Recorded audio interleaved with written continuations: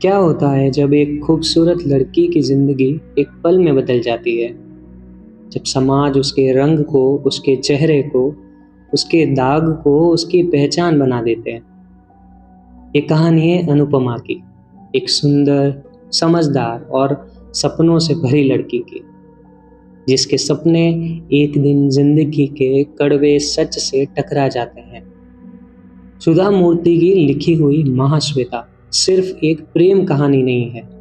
यह एक ऐसी यात्रा है जहां एक औरत अपने अंदर की ताकत को पहचानती है और समझ जाती है कि असली खूबसूरती चेहरे में नहीं, दिल और हिम्मत में होती है।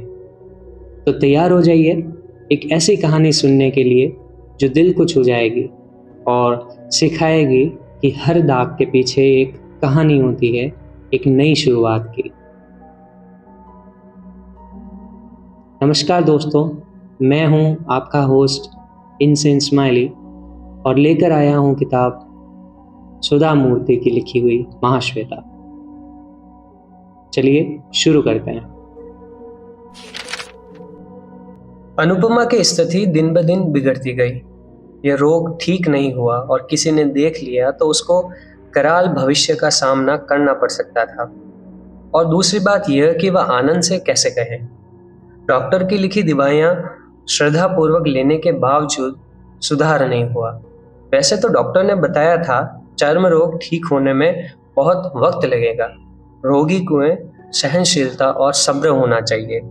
अनुपमा में अपार सहनशीलता थी। वह बर्दाश्त कर सकती थी, मगर आसपास वालों के बारे में वह निस्सहाय थी। हर बार डॉक्टर के पास होकर आना एक अश्वमेध यज्ञ जैसा लगता था। घर में झूठ बोलकर कोई देख रहा है या नहीं, नजरों से छुपकर शाम ढलने के पहले ही घर पहुंचना। इसमें थोड़ी सी भी गड़बड़ हो गई तो जिंदगी शमशान बनने का आतंक, धार वाली तलवार सर पर लटकने का अनुभव। पादाग्न पर उद्भुत सफेद दाग छुपाने के लिए वह साड़ी थोड़ी नीचे कर पहनती थी। इससे चलने में दिक्कत होती थी। मुझे ही क्यों ये बीमारी लग गई, इसलिए जन्म का कर्म शेष तो नहीं, इसके शाप से ये बीमारी आ गई है। घने अंधेरे में कारण पता करने का विफल प्रयास कर वह थक जाती थी। इसका अंत भी आ गया। एक शाम राधिका अपनी जानकार इंदिरा के यहाँ जाने का इंतजार करती हुई बाहर निकली। तभी अनुपमा डॉक्टर के पास चल पड़ी। सहेली के पास कह चुकी थी। गिरिजा अपनी आदत के मुताबिक हर शाम गायब ही रहती थी। वह दिन ही अलग था। इंदिरा का गांव में नहीं थी। राधिका वहां से कहीं भी जाने की इच्छा न करती हुई ड्राइवर से बोली, सीधे घर जाना है, बाजार से होते हुए। बाजार में उनकी खास पूजा सामग्री की दुकान में केसर आया है क्या पता करने ड्राइवर को भेजकर स्वयं कार में बैठी थी। स्वाभाविक तौर से उनका लक्ष्य पहली मंजिल स्थित नाम फलक पर पड़ा, डॉक्टर राव चर्म रोग विशेषज्ञ। राधिका की समझ में चर्म रोग विशेषज्ञ के पास जाने वाले गुप्त रोगी ही होते हैं। उनका मुंह टेढ़ा हो गया। उनकी कड़ी नजर पड़ ही रही थी कि इतने में अनुपमा बाहर आते हुए दिख पड़ी। राधिका दिग्न भ्रमित हो गई। उन्हें बड़ा आघात लगा। उन्होंने ऐसा दृश्य देखा जिस पर वह विश्वास नहीं कर सकती थी।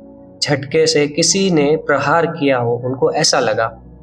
नामी घराने की बहू, कहाँ देखा? अगर कोई और कहता तो विश्वास नहीं करती, मगर खुद अपनी आंखों से देखा है। वे स्तंभित हो गई। तुकाराम वापस आकर केसर लाया हूं जी, बोला। तब वह प्रकट यथार्थ में आ गई। मुझे राधिका ने देख लिया है। अनुपमा को इसका तनिक भी एहसास नहीं था। दवा खाने से बाहर निकलकर बस में बैठकर वह घर आ गई। उसको अपने जीवन में भयानक बवंडर के आने की सूचना तक नहीं थी। तूफान राधिका के मन में उठा था। इस घटना ने उनको और कठोर बना दिया था। वह क्या करे? उनकी कठोरता की बलि अनुपमा नामक सुकोमल पुष्प होने वाली थी। अनुपमा ऊपर वाले अपने कक्ष में आनंद का खत बार बार पढ़ रही थी। आनंद ने इंग्लैंड की रंगभूमि और वहां के अंग्रेजी नाटकों के बारे में लिखा था। यहाँ हर रोज नए नए प्रयोग होते रहते हैं। रंगभूमि हमेशा क्रियाशील रहती है। अनुपमा, तुम्हें समय बिताने में कोई कठिनाई तो नहीं होती होगी? मुझे अस्पताल में बहुत काम लेता है। जब कभी कोई सुंदर वस्तु देखता हूँ, सुंदर काव्य श्रवण करता हूँ, तो हमेशा तुम्हारी याद आती है। 2-3 महीनों में तुम यहाँ पहुंच जाओगे। उस सुमधुर क्षण की प्रतीक्षा में हूँ। नीचे से राधिका की आवाज सुनाई पड़ी, अनुपमा। अनुपमा अपने स्वप्न लोक में विहार कर रही थी। आनंद ने आगे लिखा था, जिंदगी का अर्थ सुख सागर है। कोई कहता है जिंदगी एक कठिन तपस्या है। मुझे तो ऐसा महसूस होता नहीं। जब तुम मेरे पास हो सारा जग ही सुंदर दिखता है। अनु, माँ कैसी है? उनका दिल कभी भी दुखाना मत। तुम तो दिल दुखाती नहीं होगी, मगर कभी कभार गुस्से में उन्होंने तुम्हें कुछ कह भी दिया तो मेरी खातिर उसको भूल जाना। अनुपमा। राधिका की आवाज फिर सुनाई पड़ी। इसमें क्रोध और कड़वाहट ज्यादा थी। अनुपमा फौरन ही उठी। राधिका आज जल्दी घर वापस आ गई थी। अनुपमा ने सीढ़ी पर खड़े होकर कहा, आई? क्यों? सहेली के घर नहीं गई? क्या बाजार गई थी? वकील की तरह सवाल किया राधिका ने। अनुपमा का दिल कह रहा था, कहीं कुछ जरूर गड़बड़ है। तुम्हारा खेल खत्म हो गया है। तुम नीचे आओ, राधिका ने जोर से कहा। कदम उठाकर नीचे उतरने के लिए अनुपमा ने पांव बढ़ाया। उसके बाद क्या हुआ अनुपमा को याद नहीं। पैरों में साड़ी अटक गई और घबराहट से चक्कर आ गया। वह सीढ़ी से गेंद से गिर पड़ी। गिरने की आवाज सुनकर पूजा के लिए आए नारायणाचार्य, रसोई की काम वाली, ड्राइवर तुकाराम, बाहर से अकस्मात जल्दी आई हुई गिरजा, सब एकत्र हो गए। अनुपमा पीठ के बल पड़ी थी। माथे पर लगी चोट से खून बह रहा था। दाएं पांव पर से साड़ी उघड़ गई थी।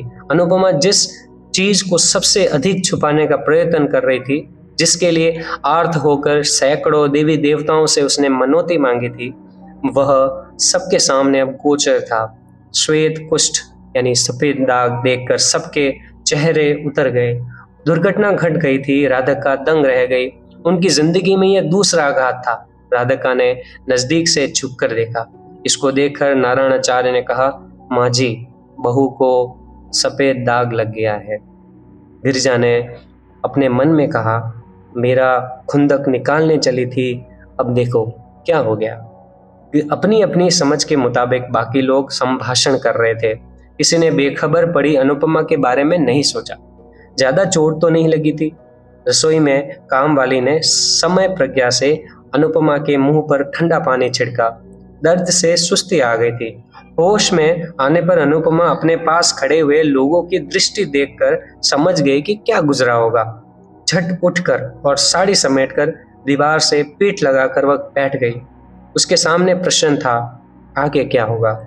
राधिका के सामने भी चुनौती थी, आगे क्या होगा। राधिका ने सोचा और पूछताछ शुरू की, अनुपमा, तुम्हें बाजार में देखा? धीमी आवाज में अनुपमा ने जवाब दिया, मैं डॉक्टर के पास गई थी। सहेली के पास कहकर झूठ क्यों बोली? अनुपमा के पास इसका जवाब नहीं था। गिरजा की शपथ याद आ गई। माँ राघवेंद्र स्वामी जी की शपथ, आराध्य देव लक्ष्मी देवी की शपथ। गिरिजा ने ऐसी झूठी शपथ ली थी। आखिर गिरिजा बेटी थी, अनुपमा बहू है। कैसी पड़ी दरार। श्वेत कुष्ठ कब से था? हाल ही में हुआ है। शादी के पहले से होगा? नहीं, लक्ष्मी पूजा के बाद। झट नारायणाचार्य ने हस्तक्षेप किया और कहा, लक्ष्मी माता की अर्चना में अत्यंत शुद्धता में कोई आंच होगी। राधिका ने उसको चुप रहने के लिए इशारा किया। क्या आनंद यह जानता है? नहीं, हाल ही में हुआ है, कहा ना। डॉक्टर के पास क्यों गई थी? इसीलिए। दूसरी कोई वजह नहीं है ना? दूसरी वजह कोई भी नहीं, इसलिए 2-3 बार गई थी। तुमने हमें क्यों नहीं बताया? राधिका से कहा। बिल के मुंह में चूहा देना सोचकर अनुपमा मौन रह गई। राधिका आगे बोली, झूठ मत कहो, बीमारी पहले से ही होगी। ऊपर की गौर वर्णी त्वचा ने हमारे भोले लड़के आनंद को मोहित कर लिया। इसलिए कहते हैं, कुल जांच कर वधू लाओ। तुम्हारे खानदान में क्या क्या बीमारियां थी कौन जाने। कैसा घोर अपकार हुआ है। हमारे खानदान की इज्जत मिट्टी में मिल गई। तुम्हारी वजह से हम सर उठाकर इस गांव में जी नहीं सकते। नारायण कुंडली मेल खाती थी कि नहीं? मुझे जो कुंडली मिली थी वो मेल खाती थी। किसको पता वह झूठी कुंडली होगी। अनुपमा जवाब देने की स्थिति में नहीं थी। राधिका के वाक प्रहार से वह टूट गई थी। उसकी रक्षा सिर्फ परमात्मा कर सकते थे। अनुपमा ने खाना खाने की कोशिश की मगर अन्न गले से नीचे उतर नहीं रहा था। हमेशा हंसमुख सी बड़े काम को भी आसानी से निपटा कर चारों तरफ चैतन्य फैलाती अनुपमा आज अकेली बैठी है। उसका दिल भर आया है। थाली छोड़कर वह उठ खड़ी हुई। तुंगक्का ने उसको उठते देखकर जहां अनुपमा बैठी थी उस जगह को पानी से धुलवाया। यह नया परिवर्तन अनुपमा को विचित्र लगा। वह सोचने लगी कि इसका अर्थ क्या है, मतलब क्या है। दोपहर की कड़ी धूप में सुंदरक्का का आगमन होने का अनुपमा को पता चलना आमतौर पर वह खुद आकर स्वागत करती थी, लेकिन आज अनुपमा को कोई दिलचस्पी नहीं थी। राधिका बाहर आई। सहेलियों की बातचीत ऊपर सुनाई पड़ती थी। राधाबाई, समाचार पता चला, बहुत बुरा लगा। आप जैसों को धोखा हुआ है। मुझे तो कुछ भी समझ में नहीं आ रहा है। रूप देखकर मार खा गए। तुम्हें किसने बताया? निराला ने सावंत्री को बताया। नारायण से पूछकर आ रही हूँ। सुंदरक्का ने कहा, क्या करूं, मुझे पता नहीं चल रहा है। आप जानती नहीं, ये सफेद दाग यानी कि कुष्ठ रोग अथवा पांडु रोग कहलाता है। यह संक्रामक है और पिछले जन्म के पाप कर्म का द्योतक है। अनुपमा सुनकर चौंक पड़ी। डॉक्टर ने खुद कहा था पांडु रोग संक्रामक नहीं है। कुष्ठ रोग और पांडु रोग के वैद्य के लक्षण एक ही किस्म के होते हैं, मगर दोनों में कोई संबंध नहीं है। इससे त्वचा विरूप जरूर होती है मगर अंगहीनता नहीं होती। अनुपमा ये बात किसको समझाए भी तो सुनने वाला कौन है। अगले दिन अनुपमा यथा प्रकार सुबह उठ गई। रात को खाना नहीं खाया था, किसी ने बुलाया तक नहीं था। दिनचर्या के अनुसार चांदी के पुष्प पात्र में फूलों को भरकर वह पूजा गृह में प्रवेश कर ही रही थी कि तभी नारायणाचार्य ने कहा, अंदर मत आना, पूजा गृह अछूत हो जाएगा। अनुपमा को छोटी मालकिन समझकर सर झुकाकर विनम्रता से बात करने वाला पुजारी तिरस्कार से असोच की बात कर रहा है। अनुपमा के लिए अकल्पनीय था। अपनी बीमारी का असर बुरा ही होगा, इसका पता तो अनुपमा को था ही, मगर यह इतने निम्न स्तर तक पहुंच जाएगा उसने कभी नहीं सोचा था। ज्यादा बात ना करके वो पुष्प पात्र को पूजा गृह के बाहर ही छोड़कर चल दी। सामने शुद्धता से प्रवेश करती हुई राधिका ने अपशकुन समझकर मुंह फेर लिया और कहा, नारायण, फूलों को बाहर फेंक दो और पुष्प पात्र पर शुद्ध जल का सिंचन कर अंदर रख लो। उसके हृदय पर जैसे जलती हुई लाल लोहे की सलाखा रख दी गई हो, ऐसा अनुभव हुआ। वह सर नीचे को झुकाए चली गई। इसका मतलब है कि आज से उसका स्थान घर के नीचे से नीचे नौकर से भी गौण है। काम काज वाले अपने काम खत्म होते ही अपने घर चले जाते हैं, मगर वह कहाँ जाएगी? वह किसके घर जाएगी? पिता का आश्चर्य सौतेली माता के आते ही छूट गया था। शादी के बाद एक बार भी मायके नहीं गई, जाने की इच्छा और अपेक्षा भी नहीं थी। लक्ष्मी निवास कल तक उसका अपना घर था, आज से नहीं है। यह सास के बर्ताव से जाहिर था। फिर उसका घर कहाँ? जहाँ उसको प्रेम, विश्वास, प्यार मिले वही उसका घर है, प्रायशः इंग्लैंड में आनंद के पास। वहाँ आनंद कितने समय तक रह सकता है? ज्यादा से ज्यादा 2 बरस। वापस यहीं तो आना है, तब तो वह लक्ष्मी निवास में ही रहेगी, मतलब राधिका के साथ। इस तरह की आचार विचार वाली सास के साथ हमेशा एक ना एक काम में व्यस्त रहने वाली अनुपमा को बेकार और सिर्फ 2 वक्त की रोटी के लिए जीवन व्यतीत करना, इस भाव ने मानसिक क्लेश में डुबो दिया। इस वनवास का अंत कब होगा? अनुपमा को श्वेत कुष्ठ हो गया है, ये घर में सबको पता है। रसोई की काम वाली तुंगक्का, नारायणाचार्य, ड्राइवर तुकाराम, नौकरानी निगब्बा, इन्होंने पूरे गांव में हल्ला कर दिया था। किसी अनजान भय से अनुपमा थर थर कांप रही थी। हमारी अनुपमा को श्वेत कुष्ठ लगा है, बेचारी, घमंड से अकड़ती थी। अच्छा ही हुआ। पांडु रोग वाली अर्धांगिनी किसको चाहिए? मायके भेज देंगे। कैसी अजीब ऊहापोह, विचित्र समाचार। हजारों मील दूर स्थित आनंद इस पर विश्वास करेगा? ऐसी बातों में आकर मुझे त्यागेगा तो नहीं? अनुपमा चिंता में पड़ गई। नहीं, आनंद ऐसा नहीं करेगा। और खुद भी तो डॉक्टर है, इन सबको समझाएगा। भोजन के समय पर नीचे से तुंगक्का ने आवाज दी, रोज सास बहू गिरिजा इकट्ठे भोजन करते थे।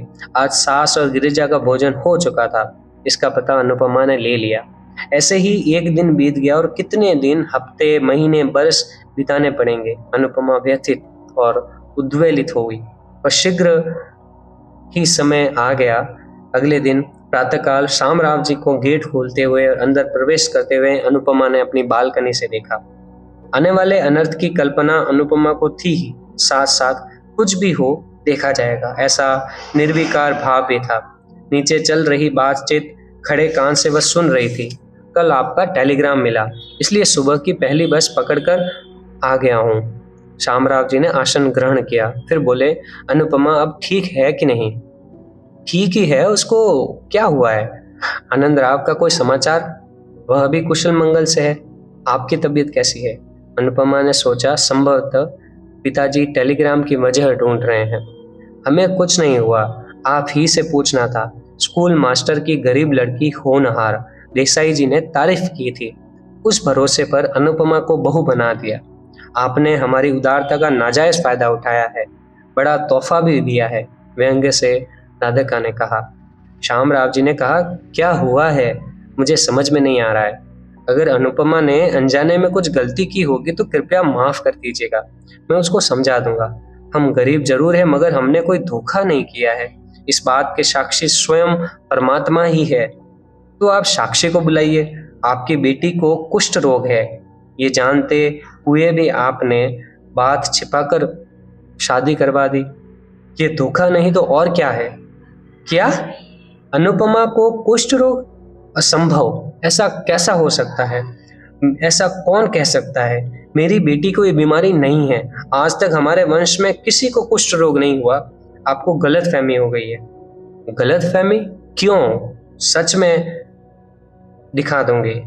अनुपमा, अनुपमा, सास ने बुलाया। अनुपमा, पिता ने आवाज दी।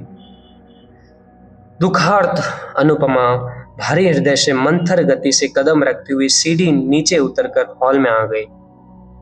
चिंता, दुख, आश्चर्य से मुरझाए हुए पिता, दर्प की प्रतिरूप सास, नारायणाचार्य, गिरजा, इन सबको देखकर अनुपमा ने सोचा, मेरी अग्नि परीक्षा का समय आ गया है।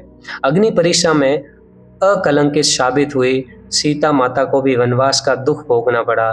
मैं तो सामान्य स्त्री हूँ, क्या क्या भुगतना होगा। नतमस्तक अनुपमा मनो मंथन कर रही थी। अनु, तुम्हारी सास कुछ कह रही है, सच है क्या? अनु चुप रही। शामराव जी ने फिर पूछा, देखो, वह कह रही है कि हमने उन्हें धोखा दिया है, सच बताओ। पिताजी, पहले ऐसा कुछ नहीं था, हाल ही में यह सफेद दाग हुआ है। अनुपमा ने साड़ी पादाग्न से उठाकर दाग दिखाया। राधिका ने अपनी बात साबित कर दी थी। निराशा से शामराव जी ने सर झुका लिया।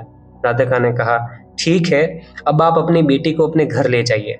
राधिका वापस आने के बाद आनंद को क्या करना है वह सोच लेंगे। दाग ठीक होने तक अनुपमा इस घर में कदम नहीं रखेगी। हमें धोखा हुआ है। अनुपमा रोग मुक्त होने तक यहाँ नहीं आएगी। आनंद को भी यही कहूंगी। फिर उन्होंने अनुपमा की ओर देखते हुए कहा, समझ गई ना? जाते वक्त मेरा दिया हुआ सोना जेवरात मुझे देकर जाना। दैन्य के प्रतिरूप शामराव जी ने कहा, आपकी भी बेटी है, अनुपमा को अपनी ही बेटी समझ लीजिए। भगवान ने पिछले जन्म के पाप का प्रायश्चित दिया है, दया कीजिए। परदेसी लड़की आप ही उसकी माँ हैं। अनुपमा ने पिता को आगे बढ़ने से रोका और कहा, पिताजी चलिए हम चलते हैं। राधिका का कठोर हृदय पत्थर बन गया था।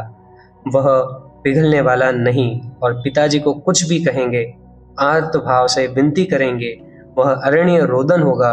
यह बात अनुपमा अच्छी तरह जानती थी।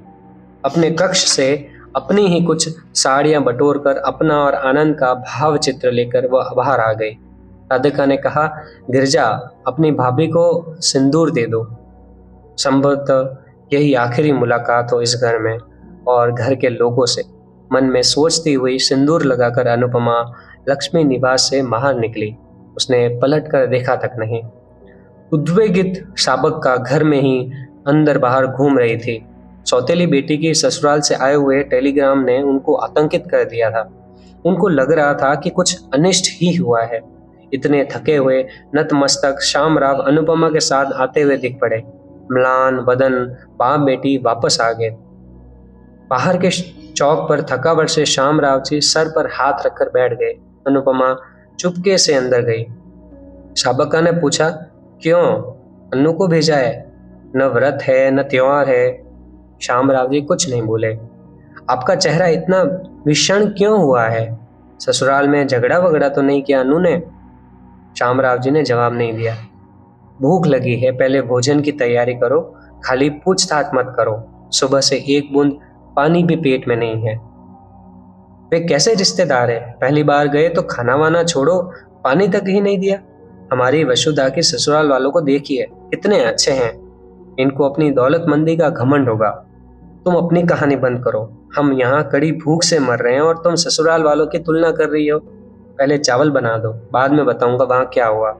हाँ, किसी के साथ अपना दिल हल्का करने के लिए शामराव जी बातचीत करते ताकि उनकी व्यथा कम हो। मगर अनुपमा क्या करे? अनुपमा मौन ही थी। शाबक्का भी क्रोधित आंखों से इसमें कुछ रहस्य है समझकर अपने काम काज में व्यस्त हो गई। रात में भोजन के बाद शामराव जी ने पूरा वृत्तांत सविस्तर शाबक्का के सामने प्रस्तुत किया।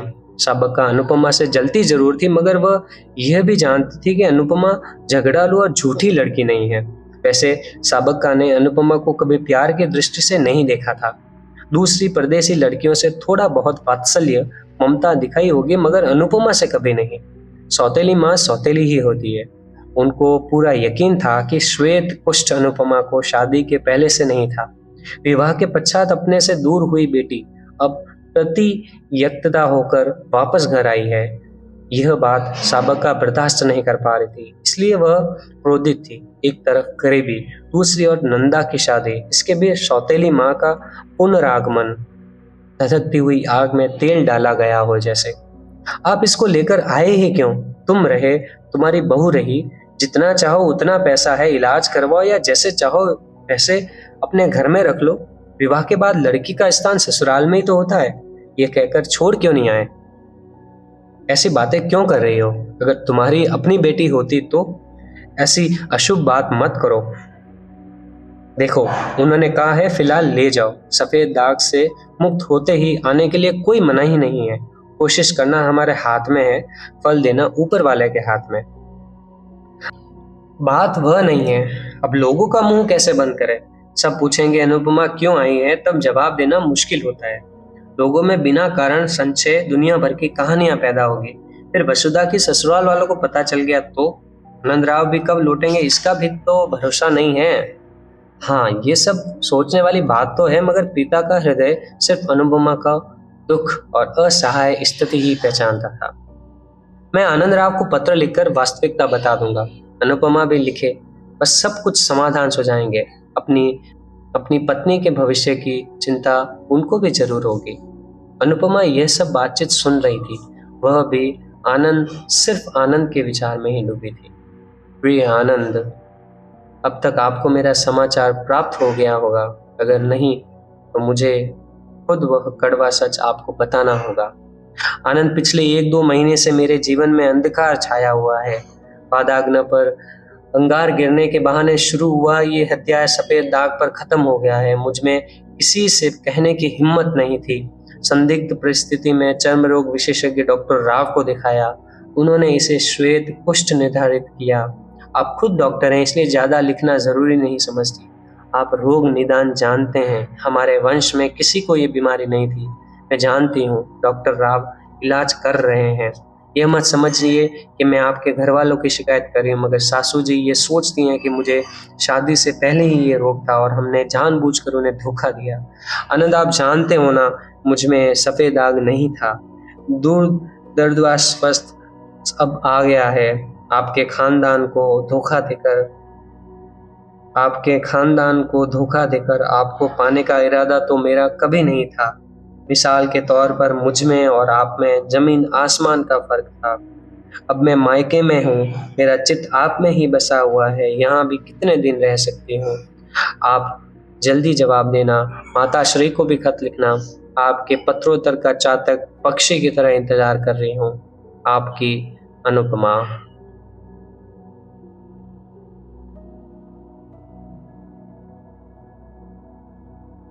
तो दोस्तों, ये था एक और भाग किताब महाश्वेता का। तो मिलते हैं हम अपने अगले एपिसोड में। तब तक कहानियाँ सुनते रहिएगा, कहानियाँ जीते रहिएगा और अपना ख्याल रखिएगा। शुक्रिया, और सब्सक्राइब भी कर लीजिएगा।